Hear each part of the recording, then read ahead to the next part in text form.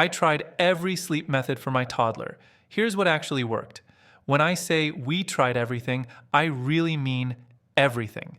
By the time our son turned 2, my wife and I were completely exhausted, emotionally and physically. Every night felt like a battle we were guaranteed to lose. He was waking up 4 times a night, sometimes more. Not once in a while, not during a sleep regression, every single night. And this went on for months. At first, we told ourselves it was temporary. This is just a phase, we said. It'll pass. But weeks turned into months and nothing changed. If anything, it got worse. The broken sleep started affecting every part of our lives. We were running on fumes. My wife was barely holding it together. Some nights she would sit on the edge of the bed and cry from pure exhaustion. I was dragging myself to work, making mistakes, rereading emails 3 times because my brain just wouldn't function. Coffee stopped helping. Weekends weren't restful anymore. They were just 2 more days of survival. Like most parents, we turned to books, blogs, and experts. Everyone seemed to have an opinion.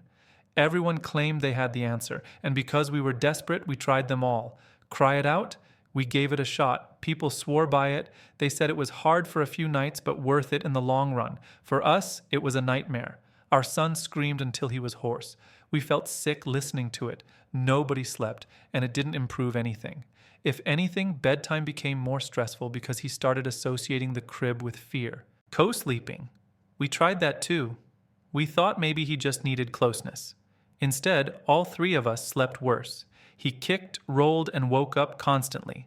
My wife and I barely moved all night, afraid of waking him, and still woke up exhausted. Rocking him back to sleep, that became our default.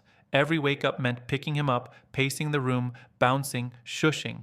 Sometimes it took 10 minutes, sometimes it took an hour, and as soon as we put him back down, we held our breath, hoping it would stick. Often, it didn't. Night after night, the same cycle repeated.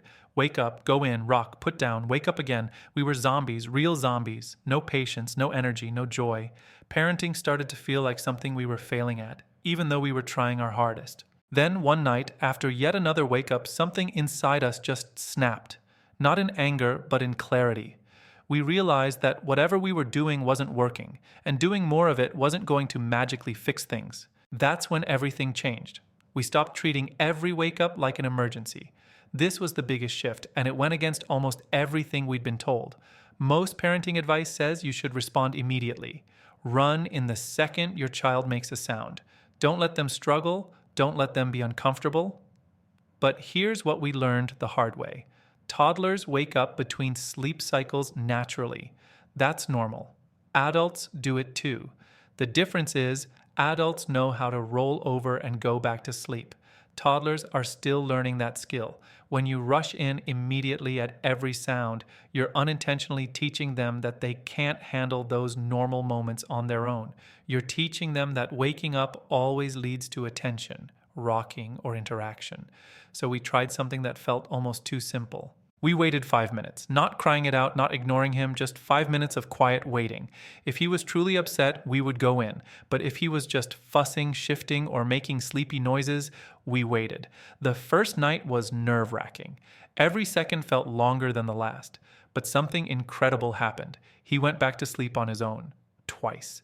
We only had to go in once instead of 4 times. That alone felt like a miracle. The second night, it happened again. Less waking, less intervention. By the 3rd night, he slept through until 6 a.m. I remember waking up that morning in complete disbelief. I checked the clock 3 times. I asked my wife, "Did you hear him at all?" She shook her head, half asleep, half smiling. But that wasn't the only thing we changed. We also took a hard look at his daytime schedule. This part surprised us. We always assumed that more daytime sleep would mean better night sleep. Turns out, for toddlers, that's not always true. He was getting too much sleep during the day, and it was stealing from his night. We moved his nap earlier so it didn't interfere with bedtime, and we shortened it. Instead of 2 hours, we capped it at 90 minutes. That alone made bedtime smoother. Then we fixed our bedtime routine. Before it was chaotic. Some nights it was long, some nights it was rushed, sometimes books, sometimes TV, sometimes extra play because we felt guilty.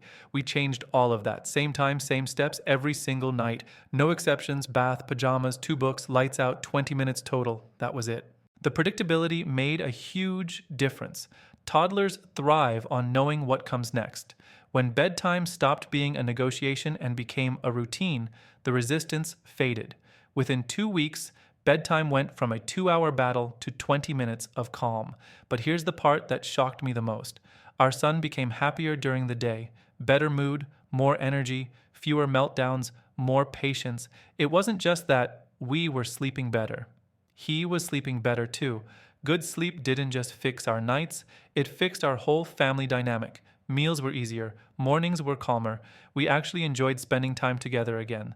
That's when I realized something important. Most sleep advice is written for babies, not toddlers. Toddlers are different. They have bigger emotions, stronger wills, better memory. They don't need harsh methods, they need age appropriate ones. You don't need to force independence, you need to teach it. And often that means stepping back just a little instead of doing more. If your toddler is still waking up multiple times a night, it's probably not because they're hungry, cold, or uncomfortable. More often than not, it's because they've learned that waking up leads to attention. Once you gently break that pattern, everything changes. The real question is this: how much longer are you going to let exhaustion control your family's life? Because it doesn't have to be this way. I hope you found this video helpful. That's all for now. See you in the next video.